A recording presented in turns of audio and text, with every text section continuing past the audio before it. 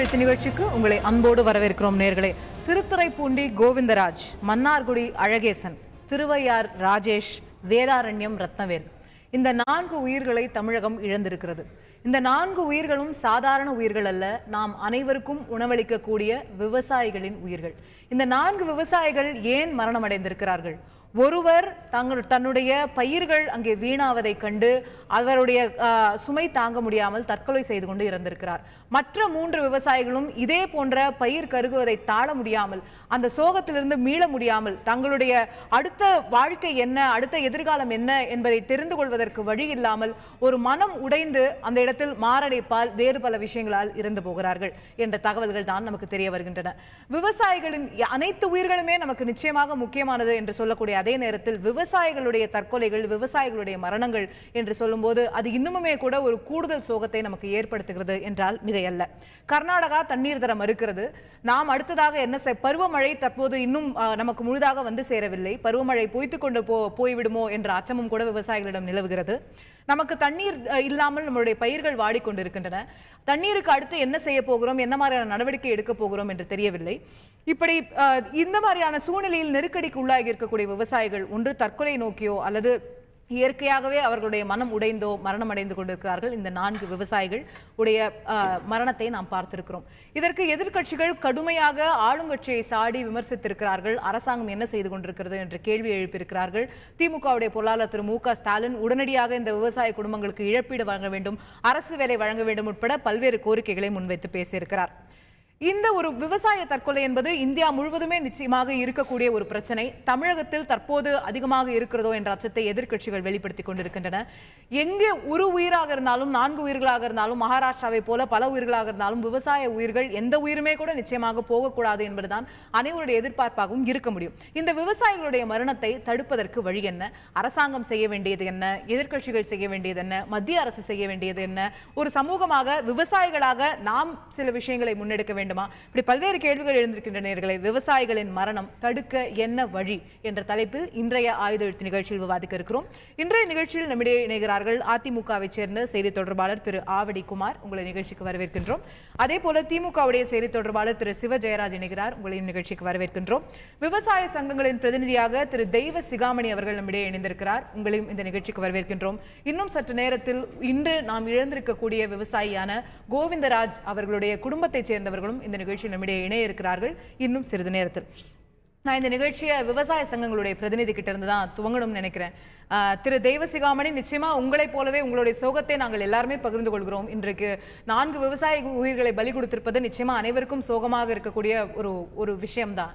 இந்த மாதிரியான சம்பவங்கள்ல நம்ம பொதுவா பார்க்கும்போது என்ன மாதிரியாக தற்போது விவசாயிகள் என்ன மாதிரியான நெருக்கடியை சந்தித்து வருகிறார்கள், இந்த அளவிற்கு ஒரு தற்கொலைக்கு போகக்கூடிய அளவிற்கு அவர்களுக்கு என்ன மாதிரியான ஒரு நெருக்கடி அந்த விவசாயிக்கு நேர்ந்திருக்க கூடும், இதுல அரசாங்கம் என்ன விஷயங்களை அடுத்த கட்டமா முன்னெடுக்கணும்னு நீங்க நினைக்கிறீங்க? உங்களுடைய முதற்கட்ட பார்வை. இந்த விவசாயிகளுடைய தற்கொலை வெறும் சோகம் மட்டுமல்ல. நான் பேசுறது கேக்குதுங்களா? நல்லா கேக்குது சார், ப்ளீஸ் கண்டினியூ. ஹலோ, வணக்கம்.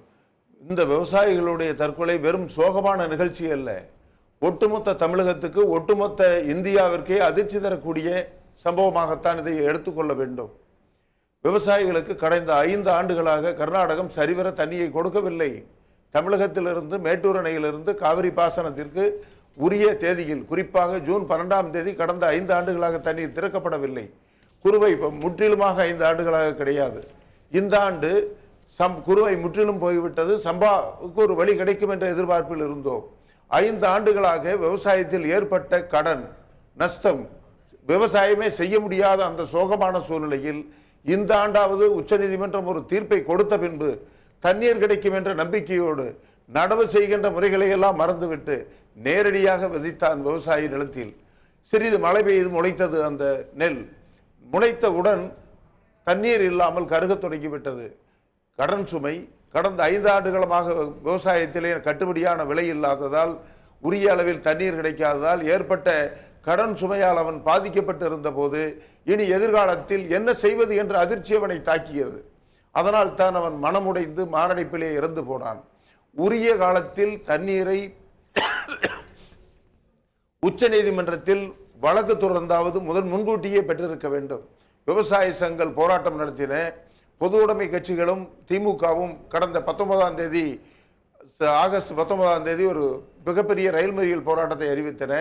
அதற்கு பின்புதான் தூங்கிக் கொண்டிருந்த தமிழக அரசு ஆகஸ்ட் 22ஆம் தேதி உச்சநீதிமன்றத்திலே ஒரு வழக்கை தொடுத்தது. இந்த வழக்கை முன்கூட்டியே தொடுத்திருந்தால் விவசாயிகளுடைய தற்கொலை சாவை தடுத்திருப்பதற்கு ஒரு வாய்ப்பு இருக்கும். அதை தமிழக அரசு தவறவிட்டு விட்டது.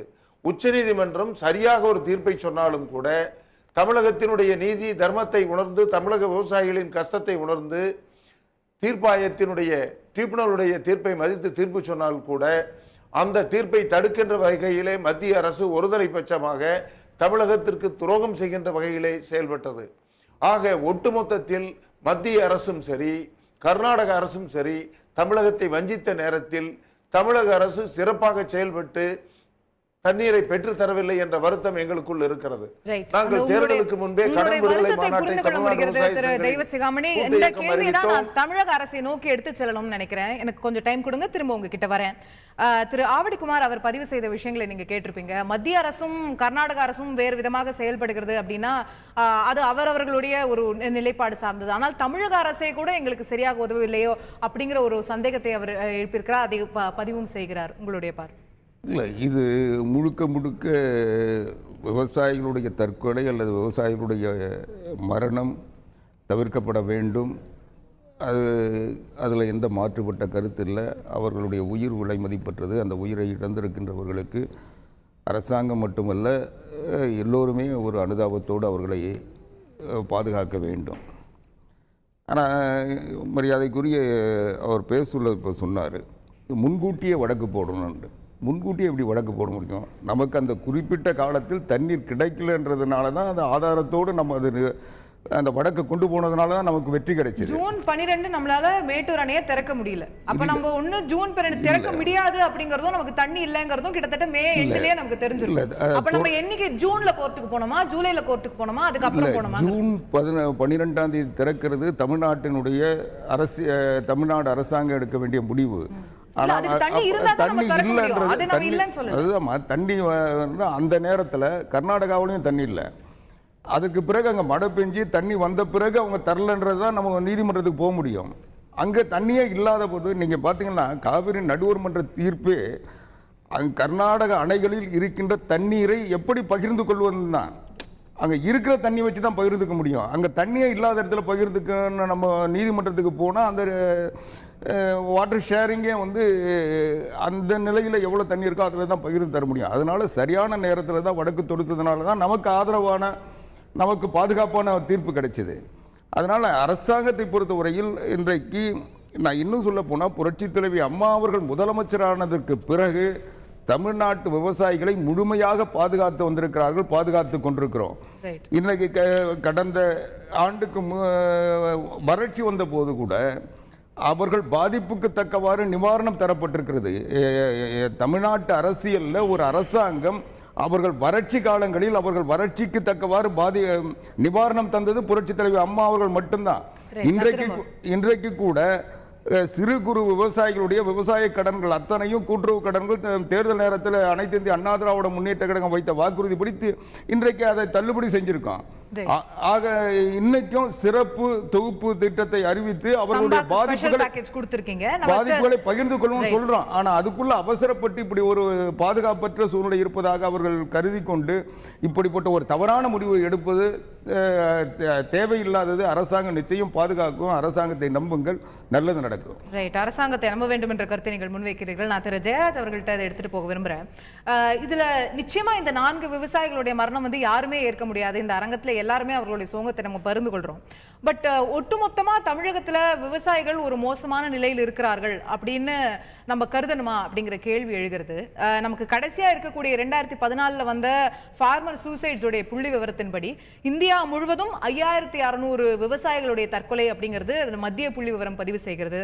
அதுல 68 தற்கொலைகள் தான் தமிழ்நாட்டில் நடந்திருக்கணும் போது நிச்சயமா அந்த 68மே கூட தவிர்க்கப்பட்டிருக்க வேண்டும். அதுல மாற்று கருத்து இல்லை. ஆனா மற்ற மாநிலங்களை விட நம்ம ஒரு பெட்டர் நிலையில இருக்கோம் அப்படின்னு பார்க்க முடியுது இல்லையா? இல்லை, சுழன்றதும் ஏற்பின்னது உலகம். அதுதான் திருக்குறள் உலகத்திற்கே நாம் முதலில் 2000 வருடங்களுக்கு முன்னால் திருவள்ளுவர் எழுதியது. எங்களை பொறுத்த வரைக்கும் இந்த அரசாங்கம் இன்னுமே விழித்து கொள்ளாமல் இருக்கின்றது என்பதை நோக்கிய கவலை தான் எங்களுக்கு. நாங்கள் அதிமுக அரசின் மீது குற்றம் சாட்ட வேண்டும், மத்திய அரசின் மீது குற்றம் சாட்ட வேண்டும் என்கின்ற காழ்ப்புணர்ச்சியோடு நான் இதை பதிவு செய்ய விரும்பவில்லை. நாங்கள் கேட்க விரும்புவது, இத்தனை விவசாயிகள் தற்கொலை செய்திருக்கிறார்கள். இதுவரைக்கும் அமைச்சர்கள் குழு இந்த திருத்துறைப்பூண்டிக்கோ அல்லது திருப்பந்துருத்திக்கோ அல்லது இந்த இழந்து போன அந்த விவசாயிகளின் குடும்பத்திற்கோ ஏதேனும் ஒரு வகையிலான ஆறுதலாவது சொல்லியிருக்கிறார்களா என்றால் கிடையாது. அதை முதலில் நான் பதிவு செய்கிறேன். 25 லட்சம் ரூபாய் நிவாரணம் கொடுக்க வேண்டும் என்று சட்டமன்றத்தினுடைய எதிர்க்கட்சி தலைவர் தளபதி மு.க. ஸ்டாலின் கேட்கிறார். பாட்டாளி மக்கள் கட்சியின் தலைவர் டாக்டர் மருத்துவர் ராமதாஸ் ஐயா கேட்கிறார்.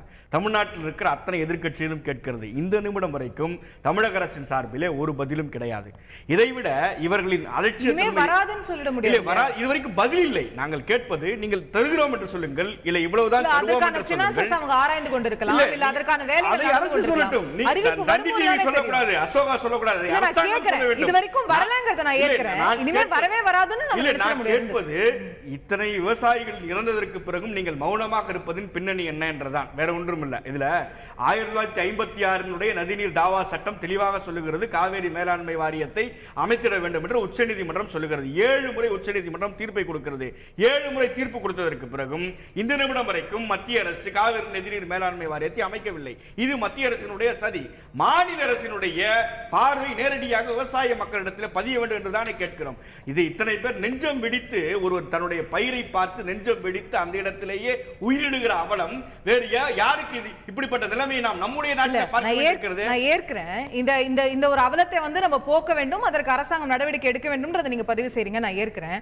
நான் கேட்கக்கூடிய விஷயம், மற்ற மாநிலங்களை காட்டிலும் நம்ம இதுவரைக்கும் பெட்டர் சூழ்நிலையில தான் இருக்கோம். நீங்க மற்ற மாநிலத்தினுடைய பொருளாதார வளர்ச்சியோ அல்லது தொழில் வளர்ச்சியோ இண்டெக்ஸின் அடிப்படையில் நாம் ஒப்பிட்டு பேசலாம். ஆனால் தற்கொலை ஒன்று கூட இருந்தாலும் ஒட்டுமொத்த தமிழ்நாட்டிற்கும் அவமானமாகத்தான் நாம் கருத வேண்டும். இப்ப நீங்க இன்னொன்னு பாருங்க, ஒரே ஒரு சிம்பிள் லாஜிக் சொல்றேன். திருச்சியில் இருக்கிற ஒரே ஒரு தலைமை செயற்பொறியாளர் பதவியை 3 ஆண்டுகளாக காலியாக வைத்திருக்கிறார்கள். இப்பொழுது தண்ணீர் இங்கிருந்து கிடைத்திருக்கிற 2000 கனஅடி தண்ணீர் கொடுக்க வேண்டும் என்று கர்நாடக நீதிமன்றம் உச்சநீதிமன்றம் சொன்னதற்கு பிறகு கர்நாடகாவிலிருந்து திறந்துவிடப்பட்ட தண்ணீரை கொண்டு போய் கடைமடைக்கு சேர்க்க வேண்டியது யாருடைய பொறுப்பு? அந்த திருச்சியில் இருக்கிற செயற்பொறியாளர்களுடைய பொறுப்பு. 3 வருடமாக அந்த பொறுப்பை காலியாக வைத்திருக்கிறார்கள். இது அலட்சியம் இல்லையா? நாங்கள் கேட்பது, இவ்வளவு பெரிய சோகம் இங்கே நடைபெறுகின்ற பொழுது வருகின்ற தண்ணீரையாவது கடைமடைக்கு கொண்டு போய் சேர்க்க வேண்டும் தானே. 2006 2009 திராவிட முன்னேற்ற கழக அரசு செய்திருக்கிற சாதனை கையில கொண்டு வந்திருக்கு. அவையில வைக்கப்பட்ட குறிப்பு இது. இதிலே 17 அணைக்கட்டுகளை தூர்வாரி 6.9 கோடி ரூபாயில் 9 கதவணைகளை திராவிட முன்னேற்ற கழகம் அமைத்து விட்டது என்று அன்றைய விவசாயத்துறை அமைச்சர் பதிவு செய்கிறார். நாங்க என்ன கேட்கிறோம்? நீங்கள் தூர்வாரவில்லை. தண்ணி வந்தா தூர்வாரணும், தூர்வாரல. ஒரு தொடர்ச்சியான நடவடிக்கை இந்த அரசாங்கத்திற்கு இல்லை என்கின்ற குற்றச்சாட்டை நான் பதிவு செய்கிறேன். ரைட் திரு ஆவடிக்குமார், குவிக்கா if you wish to respond to that, நம்ம ஒரு பிரேக் எடுக்க வேண்டியது. இல்ல, அதாவது கடைமடை பகுதி வரைக்கும் தண்ணி வரலன்ற குற்றச்சாட்டுக்கு வழக்கறிஞர் ஜெயராஜ் சொல்ற காரணம் தான் அதிர்ச்சியா இருக்கு. என்னன்னா, அதை தலையில சுமந்து கொட்ட முடியாது. அதை வர வழியில் அங்க இருக்கிற மக்கள் அதை விவசாயிகள் பயன்படுத்திட்டு போக எஞ்சிய தண்ணி தான் அங்க வர முடியும். அது தண்ணி வர போக்கில் அது வந்துகிட்டு இருக்கு. இன்னும் சொல்ல போனால், இவர் சொன்னது மாதிரி தூர்வாரி அதை ஆழப்படுத்தி இருந்தால் அது வர்றது வேகம் குறையுமே தவிர தண்ணி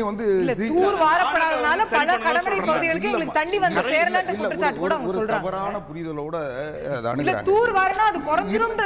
தூரெல்லாம் மாறி இருக்காங்க. தேவையான அளவுக்கு இது ஒன்று இருக்காங்க. இன்னும் சொல்ல போனா மாயன் கட்டளை கால்வா திட்டம் எல்லாம் நிறைவேற்றி இருக்கு. அங்கங்க எல்லாமே இருக்கு. இது என்னன்னா, வர தண்ணி அங்கங்க தேங்க ஆரம்பிச்சதுன்னா கடைமடை பகுதிக்கு எப்படி தண்ணி வரும்? வர தண்ணி அங்கங்க பாதுகாத்து வச்சிட்டீங்கன்னா இல்ல, அப்புறம் தூர் வரதுன்ற கான்செப்ட் நம்ம எதுக்கு பண்றோம்? இல்ல, தூர் வர்றது வேற, தூர் வரனா பாதிப்பு ஏற்படும் சொல்றீங்களா? இல்ல, தூர் வர்றது அப்ப பண்ணிட்டு தான் இருக்காங்க. பராமரிப்பு பண்ணி தொடர்ந்து பண்ணிட்டு இருக்காங்க. இந்த ஆண்டும் பண்ணிருக்காங்க. அதுல எந்த மாறுபட்ட கருத்து இல்ல. ஆனா ஒரு இடத்துல புதியதாக அணை கட்டுவதோ ஒரு நீர் தண்ணியை தேக்க வைக்கிறதோ, தண்ணியே இல்லாத நேரத்தில் நீங்க வெள்ளம் வர நேரத்தில் தண்ணியை தேக்கலாம். ஆனா பற்றாக்குறை நேரத்தில் தண்ணியை தேக்கினா இப்போ எப்படி கர்நாடகா தண்ணியை தேக்கி வச்சுக்கிட்டு கீழ்ப்பகுதிக்கு தண்ணி விடாமல் தடுக்குதோ அதுதான் நடக்கும். இப்போ கடைமடை பகுதி வரைக்கும் எப்பவுமே தண்ணி போய் சேர முடியாத காரணம் அதுக்கு முன்னே இருக்க இடங்கள்ல தண்ணி தடுக்கப்படுறது தான். அதனால வரக்கூடிய தண்ணி குறைவா இருக்கிறத இன்னைக்கு வந்து அது கடைமடை பகுதி வரைக்கும் கொண்டு வரணும் தான் அரசாங்கம் முயற்சி எங்கேயுமே பண்ணுது. தண்ணியை தடுக்க கூடாது, இருக்கிற தண்ணி எல்லாம் தடுப்பணைகள் பகிர்ந்து- எதுக்கு, அணைகள் எதுக்கு அப்படிங்கிற கேள்வி வந்துருது நமக்கு. அதுல இல்ல, ஒரு இல்ல. அத சயின்டிபிக்கா செய்ய வேண்டும் அப்படிங்கறத எல்லாருமே சொல்லக்கூடிய விஷயமா இருக்கு. பராமரிப்பு பணிகள் தொடர்ந்து செஞ்சுட்டு தான் இருக்கிறோம். பராமரிப்பு புதுசா வந்து அணை கட்டணும் அல்லது புதுசா தடுப்பணை கட்டணும்னா நம்ம அது வெள்ள காலத்துல அது வந்து தேவை. ஆனா இப்போ பற்றாக்குறை நேரத்தில் அந்த அணை கட்டதன் மூலமாக கடைமடை பகுதிக்கு தண்ணி போறது மேலும் தடுக்கப்படும். சார், கிட்டத்தட்ட ஒரு 100 TMC தண்ணி நம்ம வேஸ்டா கடல்ல கலந்துட்டு இருக்கோம் ஒவ்வொரு ஆண்டுங்கிறது தொடர்ந்து மத்திய அரசாங்கமும் கர்நாடக அரசாங்கமும் நமக்கு மீது வைக்கக்கூடிய குற்றச்சாட்டு. தடுப்பணைகளே வேண்டாம் சொன்னா எப்படி? இயற்கையினுடைய நம்ம வந்து வேஸ்ட் பண்ணிட்டு இருக்கோம் தண்ணியை நம்மள பார்த்து கர்நாடகாவும் மத்திய அரசும் இப்போ நீங்க கர்நாடக பகுதியில் அதான செய்யறாங்க. கர்நாடக பகுதிகளில் அவங்க அணை கட்டி வச்சிருக்காங்க, 4 அணைகள், 1க்கு 4 அணை கட்டி வச்சிருக்காங்க. 4 அணை கட்டியிருக்காங்க மட்டும் இல்ல, அவங்க தடுப்பணை கட்டி அந்த அணைகளுக்கு வரக்கூடிய தண்ணியை தடுக்கிறாங்க. அதனாலதான் அங்க அணையினுடைய நீர்மட்டம் குறையுது. நம்ம வந்து இந்த மேலாண்மை தடுத்து வச்சுக்கிறாங்க, அவங்களுக்கு தேவையானதை அந்த பக்கமா விவசாயிகளுக்கு பண்ணிடுறாங்க. இல்ல, நீங்க இன்னொன்னு புரிஞ்சுங்க. எப்படி கர்நாடக பகுதிகளில் அணையை கட்டி அந்த அணைகளுக்கு, பெரிய அணைகளுக்கு நீர்த்தேக்கத்துக்கு வர தண்ணியை தடுக்கிறாங்களோ அது போல மேட்டூர்ல இருந்து வர தண்ணியை அங்கங்க அணையை கட்டி தடுத்துட்டோம்னா கடைமடை பகுதிக்கு எப்படி தண்ணி வரும்? ரைட். இல்ல, அது அப்பப்ப நம்ம திறந்து விடணும், அப்ப தண்ணி போகும் அப்படிங்கிறது தான் அவங்க பாயிண்ட். தேவைக்கு போகதானே நம்ம திறந்து விட முடியும். தேவைப்படக்கூடிய இடத்துல தேக்கி வச்சுக்கணும், பிறகு அவங்களுக்கு தேவைப்படுற நேரத்துல திறந்து விடணும்ங்கிறது தான் அதுல இருக்கக்கூடிய இல்ல. இருக்கிற அணைகளை பராமரித்தாலே இன்னைக்கு இருக்க சூழ்நிலையில போதும். ஆனா அதை விட்டுட்டு புதுசா அணை கட்டணும்னு சொல்றதெல்லாம் வந்து திசை திருப்புகின்ற முயற்சி. புதிய அணைகள் தேவையில்லைங்கிறது உங்களுடைய பார்வையை நான் புரிஞ்சுக்கிறேன். எஸ், திரு தெய்வசிகாமணி, நீங்க குறுக்கிட விரும்புனீங்க, உங்களுடைய கருத்து ஏதேனும் இருந்தால் S, go ahead sir.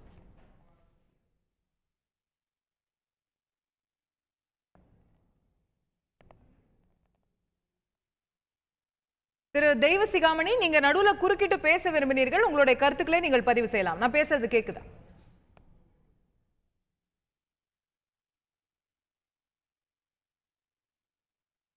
Right. நான் மீண்டும் உங்ககிட்ட தொடர்பு கொள்ள முயற்சிக்கிறேன். இதுல திரு ஜெயராஜ், உங்ககிட்ட தான் கேள்விகளை வைக்க விரும்புகிறேன். இப்போ இன்னைக்கு நாம வந்து தமிழகம் வந்து விவசாயத்துறையில வந்து சரியாக இல்லையோ அப்படிங்கிற சந்தேகத்தை நம்ம வெளிப்படுத்திக் கொண்டிருக்கக்கூடிய அதே சூழ்நிலையில பல்வேறு விஷயங்களை நம்ம பார்க்கிறோம். இன்னைக்கு மத்திய அரசாங்கத்துடைய கிருஷி கர்மான் விருதை 3 முறை தொடர்ந்து வாங்கக்கூடிய மாநிலமாக தமிழகம் இருக்கிறது. அக்ரிகல்ச்சரல் ப்ரொடக்டிவிட்டியில ஒரு முறையும் கடந்த 3-4 ஆண்டுகளா 100 லட்சம் மெட்ரிக் டன்னுக்கு மேல நம்மளுடைய ப்ரொடக்ஷன் தொடர்ந்து இருந்து கொண்டிருக்கிறது. இப்படிங்கிற விஷயங்கள் எல்லாம் பார்க்கும்போது மத்திய அரசாங்கம் அதை அங்கீகரிக்கிறதுங்கிறத பார்க்கும்போது விவசாயத்துல தமிழ்நாட்டுல ஒண்ணுமே நடக்கலன்னு சொல்லிட முடியும். விவசாயிகள் இங்க தற்கொலை செஞ்சுக்கிறாங்க. 17.7% தான் தமிழக அரசு பூர்த்தி செய்து 25வது இடத்தில் இருக்கிற நாட்டிலேயே விவசாய வளர்ச்சியில. இதை நான் சொல்லல, அது மத்திய அரசினுடைய இண்டெக்ஸ் சொல்லுது.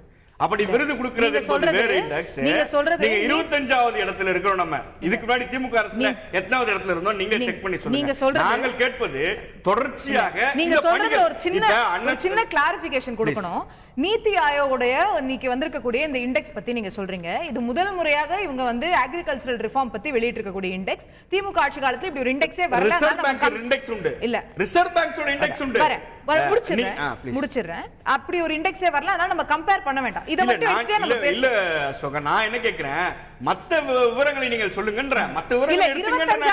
இல்ல சார், 25வது இடத்தில் இருக்கிறதா இல்லையா? அதுதான் நாங்க கேக்குறோம். 25வது இடத்துல இருக்கு. இந்த இண்டெக்ஸ்ல 25வது இடத்துக்கு கொண்டு வரதுக்கு அந்த 17% மார்க் கொடுக்கறாங்க இல்லையா? அந்த மார்க் எதன் அடிப்படையில் கொடுக்கறார்கள் அப்படிங்கறத நம்ம பார்க்கணும். அந்த புள்ளிவிவரத்தை நீங்கள் சர்ச்சைப்படுத்துங்க. நான் வேணாம்னு சொல்லல. நான் சர்ச்சைப்படுத்தல. இல்ல நீங்க அதை கேள்வி கூட கேளுங்க. நான் வேணாம்னு சொல்லல. இல்ல நான் கேட்பது பின்தங்கி இருக்கிறோம், 25வது இடத்தில் இருக்கிறோம். நான் பதிவு செஞ்சுட்டேன், 17 மார்க் தான் வாங்கியிருக்கோம் 100க்கு. நான் இல்லன்னு சொல்லல. எதன் அடிப்படையில் அந்த மார்க் போடப்பட்டது அப்படிங்கறத தான் சொல்ல வரேன். Agricultural market reform, land lease reform, forestry on private land, இந்த 3 விஷயத்தை தான் அவங்க எடுத்துக்கிறாங்க.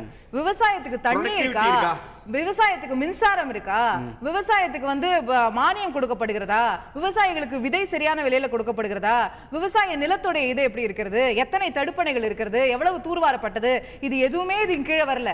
விவசாயத்தை மார்க்கெட்டிங் பண்றாங்க. அக்ரிகல்ச்சரை ஒரு பிசினஸா இவங்க ஏற்படுத்துறாங்களா?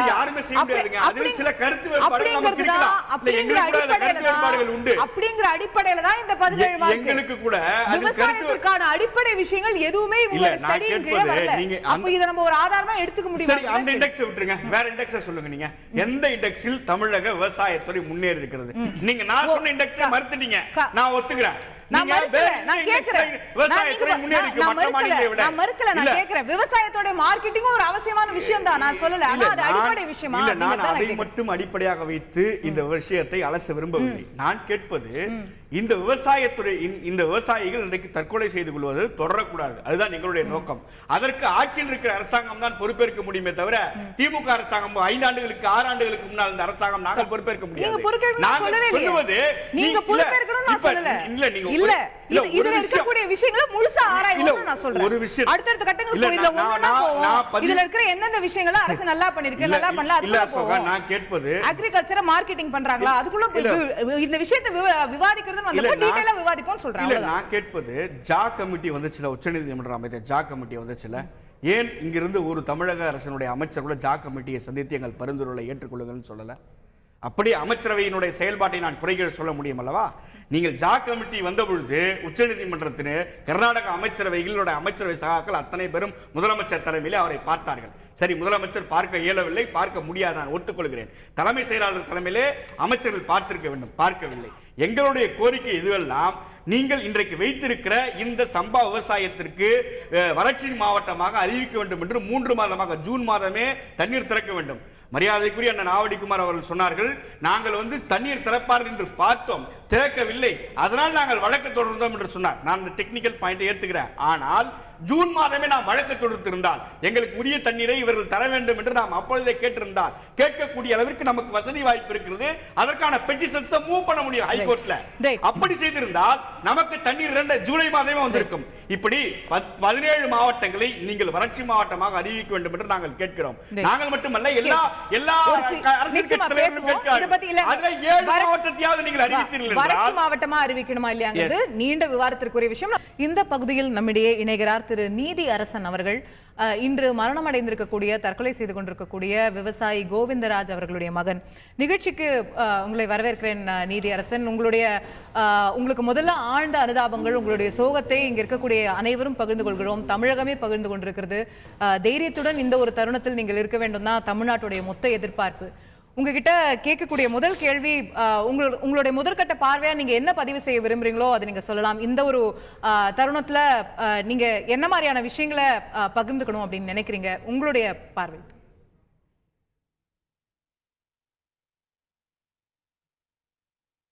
எங்கள் அப்பா பேர் தான் கோவிந்தராஜ். நாங்கள் விவசாயத்தை நம்பியே தான் இருக்கிறோம். எங்களுக்கு விவசாயம் தான் தொழில். வருஷம் வருஷம் விளைய மாட்டாங்குது, வருஷ காலமாக இதே நடந்துக்கிட்டு இருக்குது. நாங்கள் நேரடி நெல் விதைப்பு செஞ்சு நிறைய நஷ்டப்பட்டிருக்கோம். எங்கள் அப்பா வந்து இதை நம்பி தான் இருந்தார். மழை பெய்யலை, காவேரியில் தண்ணி திறந்து விடலை, கர்நாடக அரசும் தண்ணி திறந்து விடலை. தண்ணி திறந்து நெல் தெளிச்சு இதோட 30-40 நாளாவது இன்னும் வரைக்கும் முளைக்கவே இல்லை. எங்கள் அப்பா ஒரே மன உளைச்சலாக இருந்தார்.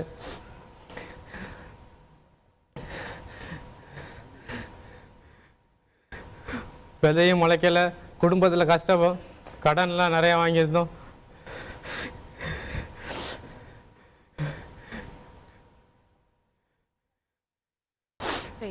புரிந்து கொள்ளுங்க, உங்களுடைய நிலைமையை புரிஞ்சு கொள்ள முடியுது திரு நீதியரசன். எத்தனை வருஷமா அப்பா விவசாயம் செஞ்சுட்டு இருந்தாங்க, என்ன மாதிரியான பயிர்கள் அதிகமா பயிரிட்டு இருந்தாங்க, அந்த டீடைல்ஸ் சொல்ல முடியுமா? எங்களுக்கு காலங்காலமாகவே தொழில் விவசாயம் தொழில் தான். எங்கள் அப்பா காலத்துலேருந்து தாத்தா காலத்துலேருந்து இதுதான் விவசாயம் தான். செம்பா, குருவை, அப்புறம் உளுந்து, நெல் தெளிக்கிறது தான் எங்களோட வேலையை. எங்கள் விவசாய காலத்தில் இன்ன வரைக்கும் நாங்கள் 3 போகம் அரைப்போம். இன்ன வரைக்கும் ஒரு போகத்துக்கு கூட வழி இல்லாமல் இருக்குது. போன வருஷமும் அதே தான், காலங்காலமாக இது. எங்களுது வந்து கடமடை பகுதி, தண்ணி வராது. அப்படி தண்ணி அதிகபட்சம் வந்தாலும் ஊர் வெள்ளம் போயிடும். இதுதான் இந்த வருஷம் இன்ன வரைக்கும் தண்ணி வரவே இல்லை, ஆற்றுல கொஞ்சம் கூட வரவே இல்லை. என்ன பயிர் அதிகமா பண்ணிட்டு இருந்தாங்க? நெல்லு பண்ணிட்டு இருந்தாங்களா, இல்ல மற்ற வேற எதுவும் பயிர்கள் யோசிச்சுட்டு இருந்தாங்க? நெல்லு தான், நெல்லு மட்டும் தான் எங்களுக்கு. நெல்லு மட்டும் தான், நெல்லு மட்டும்தான் குறுகிய கால பயிர், அதிக கால பயிர். நாங்க வந்து விஷயங்களுக்காக கடன் எதுவும் வாங்கி இருந்தாரா திரு நீதியரசன்? எவ்வளவு வாங்கியிருந்தாரு, அதை பத்தி? ஆமா, நாங்க வந்து விவசாய கடனை எங்களுக்கு இப்போ 4 ஏக்கர் இருக்கு. நாங்கள் 4 ஏக்கருமே நாங்கள் விவசாயம் தான் பண்ணுறோம். அதில் எல்லார்ட்டையும் நாங்கள் கடன் வாங்குவோம். கடன் வாங்கி தான் பண்ண முடியும். எங்களுக்கு வேற எந்த தொழிலும் தெரியாது. விவசாயம் தான் எங்களோட தொழில். அதனால அந்த விவசாயத்தை நம்பி கடன் வாங்குவீங்களா இல்ல லோக்கல்ல இருக்கிறவங்க, கந்து வெட்டி கொடுக்கறவங்க, இல்ல தெரிஞ்சவங்க, நண்பர்கள் அந்த மாதிரி தான் கடன் வாங்குவீங்களா? எந்த மாதிரி கடன்கள் அதிகமா வாங்குவீங்க? பேங்க் சொசைட்டிலையும் வாங்குவோம், கந்து வட்டிலையும் கடன் வாங்குவோம், தெரிஞ்சவங்கள்ட்டையும் கடன் வாங்குவோம், சொந்தக்காரங்கள்ட்டையும் கடன் வாங்குவோம். சொசைட்டியில் உரம், அது நெல் எல்லாம் கொடுப்பாங்க. இப்போ எவ்வளவு கடன் கடைசியா அப்பாக்கு இருந்தது? அடைக்க வேண்டிய கடன் எவ்வளவு இருக்குன்னு தெரியுமா? அப்பா நான் சொசைட்டிலேயே வாங்கியிருக்காங்க, சொந்தக்காரங்கள்ட்ட வாங்கியிருக்காங்க. இனிமேல் இறந்து விட்டாங்க, இனிமேல் வருவாங்க. யார் எவ்வளோ கொடுத்துருக்காங்க, என்ன டீட்டெயில்ஸ்ன்னு இப்போதான் எங்களுக்கு தெரியும். இது வரைக்கும் உங்ககிட்ட முழுமையான தகவல் இல்லை எவ்வளவு மொத்த கடன் இருக்கு அப்படிங்கிறது? மொத்த கடன் இருக்குன்னு இப்போ நாங்கள் விவசாயம் பண்ணலேருந்து அது ஒரு கடன் தான். யார்கிட்ட எவ்வளவு வாங்கியிருக்கோம்னு நாங்கள் எழுதி வச்சுருக்கோம். அதை பார்த்தா தெரியும். அப்பா வந்து சொசைட்டிலையும் கடன் வாங்கியிருக்காங்க, சொசைட்டிக்காரங்களும் வந்துட்டு போயிருக்காங்க, அவங்களையும் கேட்டால் தெரியும். ரைட். இப்போ சொசைட்டில வாங்கியிருந்தா, கூட்டுறவு கடன் வாங்கியிருந்தா அதெல்லாம் ரத்து செய்யப்பட்டிருக்கு அப்படின்னு நம்ம புரிஞ்சுக்கிறோம். ஸோ அந்த கடன் உங்களுக்கு இருக்குமா அப்படிங்கிறது தெரியல. இந்த விவசாயம் தொடர்பா நீங்க வந்து அரசாங்க திட்டங்கள்லாம் நிறைய மானியம் கொடுக்குறாங்க, மும்முனை மின்சாரம் இலவசமா கொடுக்குறாங்க கவர்மெண்ட்ல. அது போன்ற சலுகைகள்லாம் உங்களுக்கு சரியா வந்து சேர்ந்துட்டு இருந்துச்சா? அதெல்லாம் எதுவும் பிரச்சனை இல்லை இல்லையா? எங்களுக்கு இங்கே மின்சாரத்தை நம்பி நாங்கள் எதுவுமே செய்யலை. ஒன்லி நாங்கள் வந்து காவேரி டெல்டா நம்பியும் பருவமழை நம்பி தான் செய்கிறோம். எங்களுக்கு வந்து இந்த மின்சாரங்கிறது கிடையாது, பம்பு செட்லாம் கிடையாது. மழை பெய்ஞ்சா இப்போ விவசாயம் பண்ணுவோம், ஆற்று வடிகாலில் தண்ணி வந்தால் தான் விவசாயம் பண்ண முடியும். ஸோ வெறும் ஆற்று பாசனத்தையும் மழைநீர் பாசனத்தையும் நம்பி தான் உங்களுடைய விவசாயம் இருந்தது. ஆமாம், எங்களோட விவசாயமே வந்து மழை நீரையும் ஆற்று நீர் பாசனத்தை நம்பி தான் இருப்போம். ஆற்றுல தண்ணி திறந்துட்டோம்னு சொன்னா தான் நாங்கள் இங்கே நெல் விதைக்கிறதுக்கு எல்லாத்தையும் ரெடி பண்ணுவோம். சரி சரி. ஸோ இப்போ ஒரு குருவைக்கோ ஒரு சம்பாக்கோ உங்களுக்கு பயிரிடுறதுக்கு முதற்கட்டமா நீங்க போட வேண்டிய முதலீடுன்னு உங்களுக்கு எவ்வளவு செலவாகும்?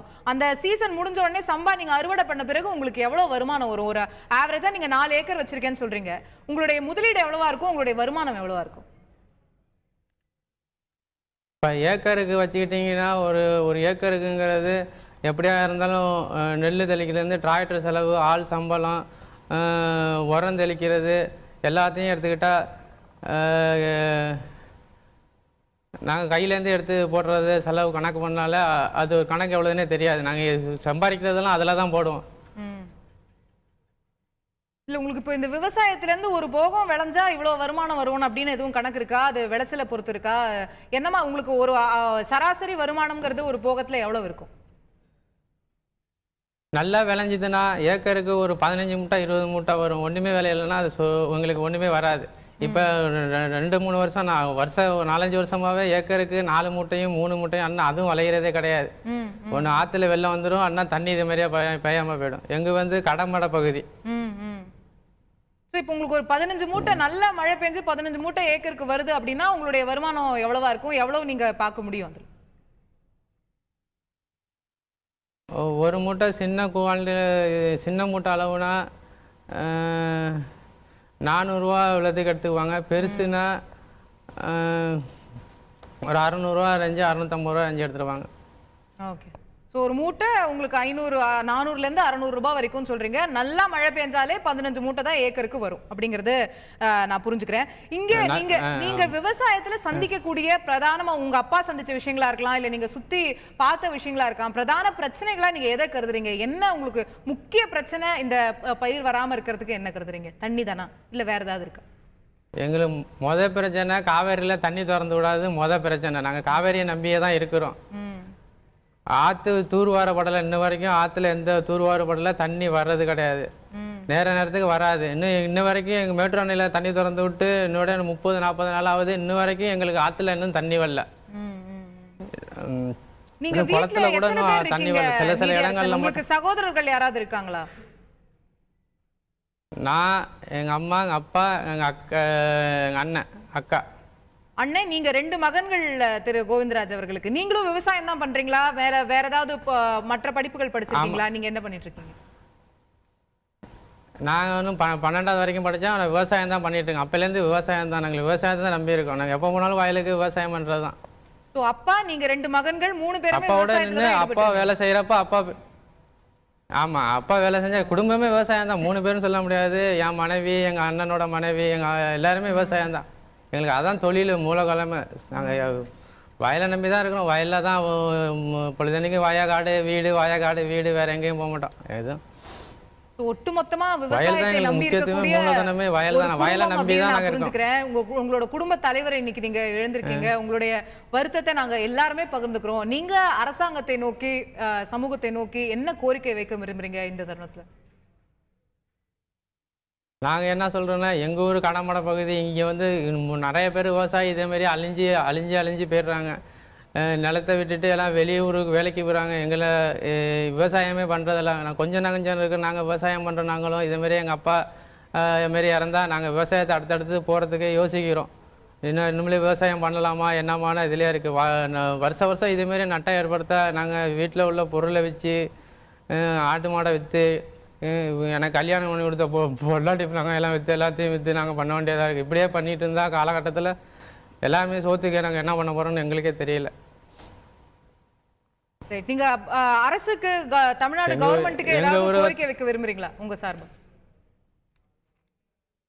எங்க ஊருக்கு கோரிக்கை வைக்கிறது என்னன்னா, எங்க ஊரை பொறுத்த வரைக்கும் இன்ன வரைக்கும் விளைச்சலுங்கிறதே கிடையாது. எல்லாரும் வந்து பார்த்துட்டு போயிருக்கிறாங்க. எல்லாரும் நெல் கூட முளைச்சதுல தண்ணி கூட வரல. எல்லாரும் எங்க பார்த்தாலும் கூட நெல் முளைச்சிருக்கு. எங்க ஊர்ல மழையும் பெஞ்சு இன்னும் நெல் கூட முளைக்கல. எதுவுமே வரவே இல்லை. எங்க ஊர் வடிகாலை சரி பண்ணி எங்களுக்கு ஒரு நல்ல விடிகாலத்தை அந்த அரசு எடுத்துச்சுன்னா நாங்கள் காலங்காலத்துக்கு அவங்களுக்கு நன்றியாக இருப்போம். எங்களுக்கு என்ன வேணும்னா முக்கியமாக ஆறுகளை தூர்வாரி அந்த டயத்துக்கு எங்களுக்கு தண்ணி வந்ததுன்னா அதே போதும். அதில் விளையிறத வச்சே நாங்கள் இன்னும் 4 பேருக்கு நல்லது செய்வோம். இன்னும் நாங்கள் வந்து நிறைய பேருக்கு கூட நாங்கள் இன்னும் நிறைய இது பண்ணுவோம். எங்களை நெல்லை நம்பி நிற்கிறோம். எங்களுக்கு சாப்பாடுக்கு வழியே இல்லாமல் இருக்கிறோம். ரைட். நன்றி திரு நீதியரசன். இந்த நிகழ்ச்சியில் இணைந்து உங்களுடைய கருத்துக்களை பதிவு செய்யறதுக்கு உங்ககிட்ட என்ன சொல்றதே தெரியல. எங்களுக்கு வார்த்தைகள் இல்லாம தான் நாங்கள் எல்லாருமே இருக்கோம். நிச்சயமா உங்களுக்கு கூடிய சீக்கிரம் அதில் நிவாரணம் கிடைத்து நீங்க விவசாயத்தில் அடுத்தடுத்த கட்டங்களில் உங்களோட குடும்பமே விவசாயத்தை நம்பி இருக்கு. உங்களுடைய உழைப்புக்கு நிச்சயமா பலன் கிடைக்கும். நீங்க நிச்சயமா அடுத்தடுத்த கட்டத்தை எட்டுவீங்க. எங்களுடைய எல்லாருடைய வருத்தங்களும் அதே போல நீங்க அடுத்த கட்டத்துக்கு போகணும்ன்ற வாழ்த்துக்களும் கூட நாங்கள் வந்து உங்களுக்கு தெரிவிக்கிறோம். உங்களுக்கு நிச்சயமா ஒரு நல்ல வழி பிறக்கும் என்பதான் இங்க எல்லாரும் எங்களோட ஒரு பிரார்த்தனையாக இருக்கிறது. நன்றி திரு நீதியரசன். திரு ஆவடிக்குமார், அவருடைய நீங்க பார்த்தீங்கன்னா இந்த 3 மரணமே கூட கடைமடை பகுதியில் இருக்கிற விவசாயிகளுடைய பாதிப்பு தான். கடைமடை பகுதி வந்து இப்போ மற்ற பகுதிகளில் இருக்கிற விவசாயிகள் பிரச்சனைக்கும் கடைமடை பகுதியில் இருக்கிற விவசாயிகள் பிரச்சனைக்கும் இன்னைக்கு ஒரு வேறுபட்ட சூழல் இருக்குன்றதா இது வெளிப்படுத்துது. ஏன்னா மற்ற பகுதிகளில் குறைவான தண்ணியாவது கிடைக்குது. கடைமடை பகுதிக்கு தண்ணியே வரலன்றார் அவர். மேட்டூர் அணை, அதுக்கு யார் காரணம்? மேட்டூர் அணையில் உச்சநீதிமன்ற உத்தரவை கூட கர்நாடக அரசு ஏற்காமல் அவர்கள் எங்களால் இவ்வளோ பாதி வரைக்கும் வருது, கடைமடைக்கு போக மாட்டேங்குதுன்னா யார் காரணம்? இல்லைம்மா, நீங்கள் அடிப்படையை புரிஞ்சுங்க. ஒரு தண்ணி வர்ற தண்ணி அதை அங்கே இருக்கிறவங்க பயன்படுத்திட்டாங்கன்னா அது கீழே இருக்கவங்களுக்கு தண்ணி போகாது. நமக்கு தமிழ்நாட்டுக்கு தரப்படுகின்ற தண்ணி அந்த இங்க ஒரு பிரிவு வருது. இன்னைக்கு தந்தை எழுந்திருக்கக்கூடிய அந்த மகன் உங்களுக்கு என்ன வேணும் என்ன கோரிக்கைன்னு கேட்கும்போது கூட தனக்காக எதுவும் கேட்கல, தன் குடும்பத்துக்கு அரசு வேலை கேட்கல, தங்களுக்கான நிவாரணத்தை கேட்கல, எங்களுக்கு தண்ணியை கொண்டாந்து கொடுங்கன்னு கேட்கிறாரு. தண்ணி அப்ப நம்ம என்ன பதில் அவங்களுக்கு சொல்ல போறோம்ன்றது நம்ம யோசிக்கணும். இல்ல, இயற்கையும் பொய்த்து போயிருக்கு. அவர் சொல்றதுலேயே என்ன சொல்றாரு, நாங்க வந்து பருவமழையை நம்பி பயிர் செய்கிறவங்க, எங்களுக்கு வேற வழியான மோட்டரோ இல்லை வேற நிலத்தடி நீரையோ பயன்படுத்துறது இல்லை.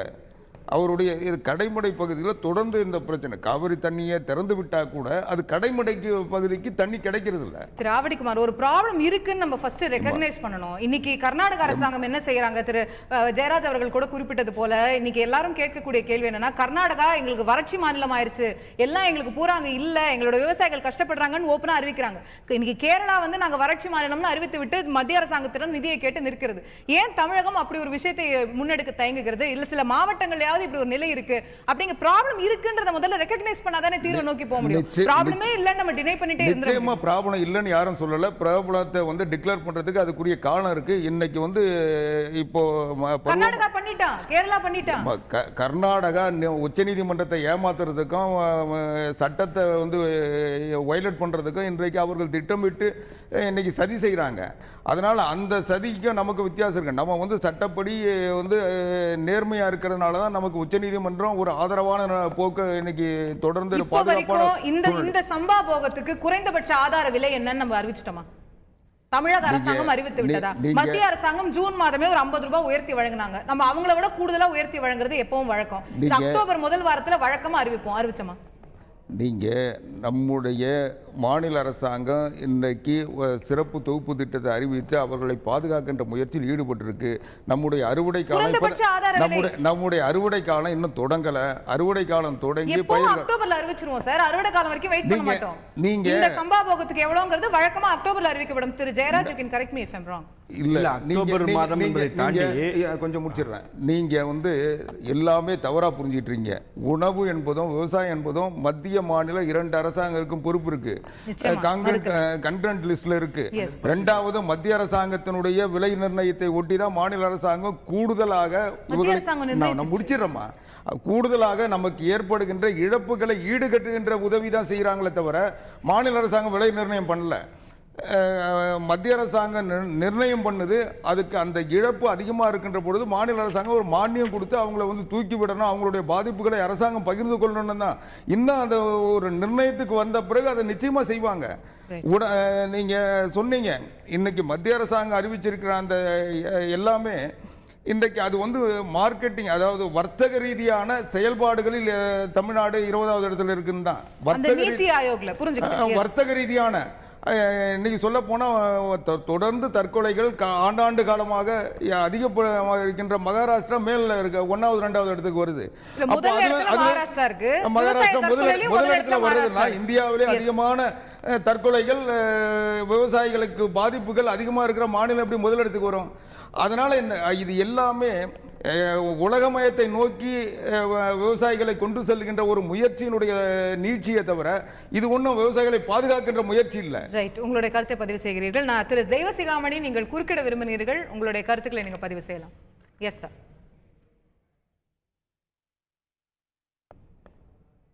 சகோதரர் ஆவடிக்குமார் அவர்கள் பல தவறான தகவல்களை முன்வைத்து மாநில அரசுக்கு, கடமை தவறிய அரசுக்கு வக்காலத்து வாங்குகிறார். ஜூன் 12ஆம் தேதி திறப்பதற்கு தண்ணீர் இல்லை மேட்டூர் அணையில் என்று சொல்லும் போது உச்சநீதிமன்றத்தில் தண்ணீர் இருக்கிறது என்று இதே அதிமுக அரசு தான் கேட்டது. தண்ணீரை உரிய காலத்தில் திறந்துவிடவில்லை என்று வாதாடியது. ஆனால் இந்த பேட்டியில் அணையில கர்நாடகத்திலே தண்ணீர் இல்லை என்ற ஒரு வாதத்தை தமிழகத்திலிருந்து ஆளும் கட்சி தரப்பிலிருந்து சகோதரர் ஆவடி குமார் அவர்கள் வாதத்தில் வைப்பது வருத்தமளிக்கிறது. இரண்டாவதாக, தமிழகத்தை பொறுத்தவரை நீர் நிர்வாகமே அவர்கள் செய்ய தெரியவில்லை. கடைமடை பகுதி விவசாயிகளுடைய சாவு என்று இவர்கள் அதை தள்ளிவிட பார்க்கிறார்கள். திருப்பெருந்துருத்தியிலே இறந்த ராஜேஷ் கண்ணா அவர்கள் தஞ்சையிலே திருப்பராய்த்துறைக்கு பக்கத்திலே இருக்கிற ஊர் அது கடைமடை பகுதி அல்ல. இந்த பிரச்சனை ஒட்டுமொத்த காவிரி பிரச்சனை, காவிரி டெல்டா பிரச்சனையை ஒழிய இது கடைமடை பிரச்சனை அல்ல. பயிரிடவே முடியாத போது நீங்கள் ஏன் ஆதரவு விலையை அறிவிக்கவில்லை என்ற உங்கள் கேள்விக்கு நாங்கள் அறுவடையின் போது அறிவிப்போம் என்று ஒரு பதிலை சொல்லுகிறார்கள். செயல்படாத, விவசாயிகளுக்கு உதவாத, விவசாயிகளின் தற்கொலை சாவை தடுக்க முயலாத ஒரு அரசுக்கு வக்காலத்து வாங்குகிறார். குறிப்பாக சொல்லுகிறோம், இறந்த விவசாயிகளை அந்த குடும்பங்களை சென்று பார்க்கவில்லை, அந்த விவசாயிகளுக்கு ஒரு அனுதாபம் தெரிவிக்கவில்லை, அந்த குடும்பங்களுக்கு ஒரு நிவாரண தொகையை அறிவிக்கவில்லை. தமிழக அரசிலிருந்து யாரும் அவர்களை சென்று பார்க்கவில்லை. இந்த நிலையில் இருந்து கொண்டு இந்த வாதத்தின் போது மட்டும் ஒரு அரசு சிறப்பாக செயல்படுவதாக முன்வைப்பது வருத்தத்தை தருகிறது. திரும்ப கடைசி கருத்து உங்ககிட்ட தான் கேட்க போறேன். திரும்ப உங்ககிட்ட வரேன். திரு ஜெயராஜ், நீங்க பல்வேறு விஷயங்கள்ல குறிப்பிட்டு சொன்னீங்க. கடந்த முறை நம்ம இடைவேளைக்கு முன்பு குறிப்பிட்டது போல இது ஒரு ஃபேமஸ் நாளிதழ் 20வது இடத்துல இருக்கு, விவசாயத்துல 13வது இடத்துல இருக்குன்னு சொல்லும் போது மிகப்பெரிய அளவுல விமர்சித்து திமுக கூட எல்லா எதிர்கட்சிகளுமே அறிக்கை கொடுத்தது. இன்னைக்கு அதே இந்தியா டுடே விவசாயத்தில் தமிழகம் 4வது இடத்தில் இருக்கிறது என்று பாராட்டுகிறது. ஒட்டுமொத்தமாக மோஸ்ட் இம்ப்ரூவ்ட் ஸ்டேட் திரும்ப முதலிடத்துக்கு வந்துருச்சுன்னு சொல்லி பாராட்டுகிறது. லாஜிக்கா பாத்தீங்கன்னா இங்க தற்கொலை நடைபெற வேண்டிய அவசியம் இல்லை. அப்படி ஒரு உண்மையான விவரம் இருந்தா இது பொதுப்படையா சொல்லுவாங்க. நீங்கள் சொன்ன அதே புள்ளி விவரத்தை நான் சொல்றேன். 2009-2010 திமுக ஆட்சியை விட்டு விலகுகின்ற கடைசி ஆண்டினுடைய உணவு தானிய உற்பத்தி 95.60 லட்சம் டன். 95.60 லட்சம் டன். 5 வருடம், இன்றைக்கு 6வது வருடம். இன்றைக்கு எவ்வளவு தெரியுங்களா? 110 கூட எட்டவில்லை உணவு தானிய உற்பத்தியில். அடுத்து அதே போல விதை உர விநியோகம் அதுல 70,175 மெட்ரிக் டன்னை 2009-2010 நாங்கள் புள்ளி விவரங்கள் எல்லாம் நான் ஏற்கிறேன். இல்ல நான் புள்ளி விவரங்கள் பேசணும். அப்புறம் புள்ளி விவரங்கள் ஏற்கிறேன். நான் கேக்குற புள்ளி விவரங்கள் பதில் சொல்ல மாட்டேன்றீங்களே. புயல ஒருத்தி பேசினா எனக்கு வந்து என்னால உங்களுக்கு குரலுக்கு ஈடு கொடுக்க முடியாது. நான் சொல்ற புள்ளி விவரம் பொய்யா? நான் பொய்னு சொன்னேனா? நீங்க சொல்ற புள்ளி விவரம் நான் பொய்னு சொன்னேனா? நான் கேட்ட கேள்விக்கு பதில் வரல. எப்படி வேற கூடாது 4வது இடம் நீங்க வந்திருச்சீங்கன்னு சொல்ல முடியும். போன வருஷம் 20வது இடம் சொன்னப்போ ஏற்றமா? 20வது இடம் சொன்னப்போ கரெக்ட் சூப்பர்னு ஏத்துக்கிட்டோம். 4வது இடம் நான் ஏத்துக்க மறுக்கல சொல்றானே. அப்ப அந்த புள்ளி விவரம் சரினா இந்த புள்ளி விவரத்தை சரிதான் நீங்க ஏத்துக்கணும். அப்படி என்னோட கேள்வி நமக்கு ஆர்வமா ஒரு புள்ளி விவரம் வந்தா அதை ஏத்துக்கணும். நான் ஏத்துக்கணும் எப்ப சொன்னேன்? இந்தியா டுடேல வந்துருச்சு அப்படினா அறிக்கை கொடுத்தது திமுக. இப்படி இருக்குதே நான் எப்ப கேட்கல நான் எப்ப சொன்னேன்? அப்படி ஒன்னு நடந்துங்க. நீங்க ஒரு நிமிஷம் இருங்க நான் பேச விடுங்க ப்ளீஸ் அலோ மீ. அதாவது இத்தனை 3வது இடத்துக்கு வந்து விட்டால் எப்படி வந்து விதை உற்பத்தியில நீங்கள் முன்னேறணும்ல ஏன் ஏறல? அதுக்கு பதில் சொல்லுங்க. நீங்க நான் பதில் சொல்றேன். அரசாங்கம் பதில் சொல்றேன். சரி இப்ப நான் கேட்ட கேள்விதான் அந்த விவசாயி இன்னைக்கு வச்சாரு. கடைமடையில தூர்வாரது இன்னைக்கு காரணம். ரெண்டாவது வந்து ஒரு கலெக்டர் கூட மாவட்ட ஆட்சித்தலைவர் கூட இந்த 3 பேரோட வீட்டுக்கு போலையே. அப்பொழுது அரசாங்கத்தினுடைய தவறை நாம் சுட்டிக்காட்டுகின்ற பொறுப்புணர்ச்சி நமக்கு இல்லையா? சுட்டி காட்டிட்டே தான் இருக்கும். நீங்களும் சுட்டி காட்டுங்க, அவரும் சுட்டி காட்டுறாரு. உங்களை நோக்கி கேள்வி ரெண்டு இருக்கிற அந்த அரசாங்கத்துக்கு நீங்க சப்போர்ட் பண்ற மாதிரி பேசுறீங்க. அதாவது இந்த இந்தியா டுடேவினுடைய இதை வைத்துக் கொண்டு பேசுறீங்கன்னா உண்மையா அப்படி இருந்தா இன்னும் 100 விவசாயிகள் சாவர வரைக்கும் நாம இதை பார்த்துட்டு இருக்க போறோமா? இல்ல நான் எனக்கு கேட்பது இல்ல நான் ஒரு விவசாயியுடைய துக்கத்தை பகிர்ந்து கொள்ளணும். எல்லாருமே பகிர்ந்துக்கிறோம். திரு ஜெயராஜ் எல்லாருமே பகிர்ந்துக்கிறோம்.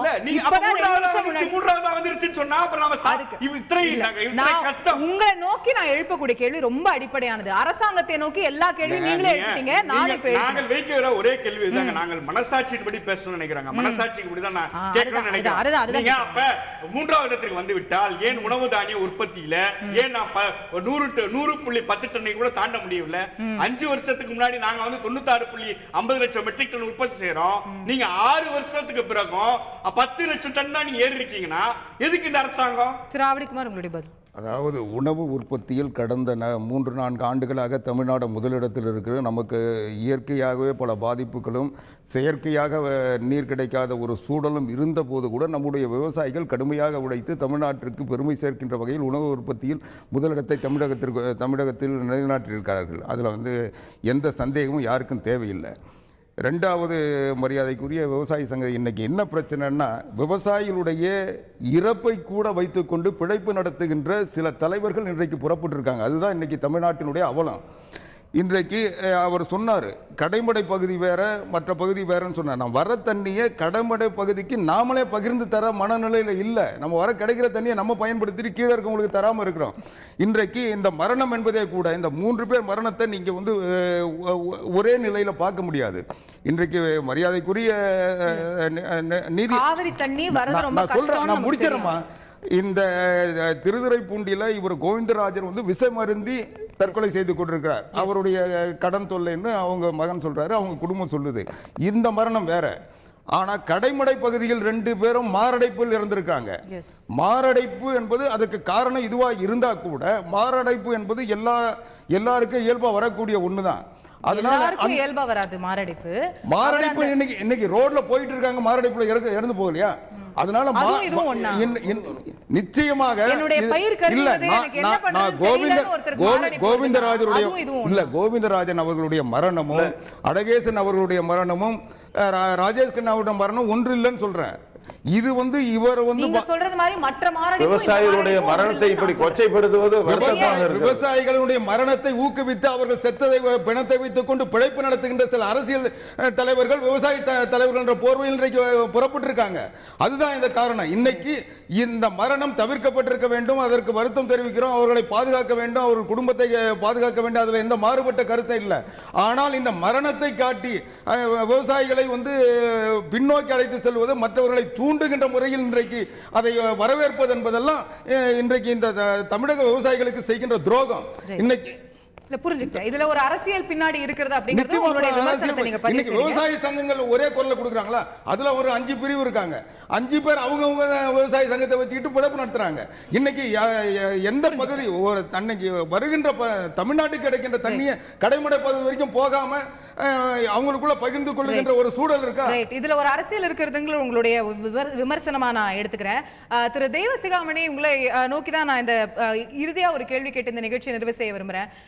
காவிரியில தண்ணீர் வரது வந்து ரொம்ப டிலே ஆகும், அவங்கள நான் வருமா இல்லையாங்கிறது தெரியாது, நீதிமன்ற தீர்ப்புக்கு உட்பட்டது, இதெல்லாம் நமக்கு தெரியும். பருவமழை எப்போ எப்படி மாறுங்கிறது நமக்கு தெரியாது. இந்த மாதிரி ஒவ்வொரு ஆண்டும் கடந்த 3-4 ஆண்டுகளா நீங்களே சொன்னது போல நம்ம இந்த மாதிரி ஒரு தண்ணீர் பற்றாக்குறை உள்ள ஒரு பிரச்சனையை நம்ம தொடர்ந்து சந்திச்சுட்டு வரோம். அப்போ அரசாங்கம் நிச்சயமாக செய்ய வேண்டும், மத்திய அரசு செய்ய வேண்டும், மாநில அரசு செய்ய வேண்டும், இதெல்லாம் ஒரு பக்கம் இருக்கட்டும். அதை தாண்டி பிராக்டிக்கலா நிதர்சனமா விவசாயிகள் சில விஷயங்களை முன்னெடுக்க வேண்டாமா? நாங்கள் தண்ணீர் குறைவா எப்படி வந்து பாசனம் செய்வது, அரிசி கரும்பு இது ரெண்டு தான் நாங்க செய்வோம் அப்படிங்கிற விஷயங்களை தாண்டி சிறுதானியம் போன்ற விஷயங்களுக்கு நம்ம மூவ் பண்ண முடியுமா? இல்ல வேற ஏதேனும் பயிர்கள் நம்ம செய்ய முடியுமா? இன்னைக்கு தஞ்சையில நெல் களஞ்சியமா தஞ்சை இருக்கு. ராமநாதபுரம் விவசாயி எப்படி விவசாயம் பண்றாரு, திருவண்ணாமலை விவசாயி எப்படி விவசாயம் பண்றாரு? அவங்க எல்லாம் வறட்சி பகுதியில இருந்து தானே விவசாயம் பண்றாங்க. அப்ப அவர்கள் கிட்ட இருந்து நம்ம என்ன விஷயங்களை கத்துக்கொள்ள முடியும்? இது போன்ற விஷயங்களை விவசாயிகளும் சிந்திக்க வேண்டிய அவசியம் இருக்குன்னு நினைக்கிறீங்களா?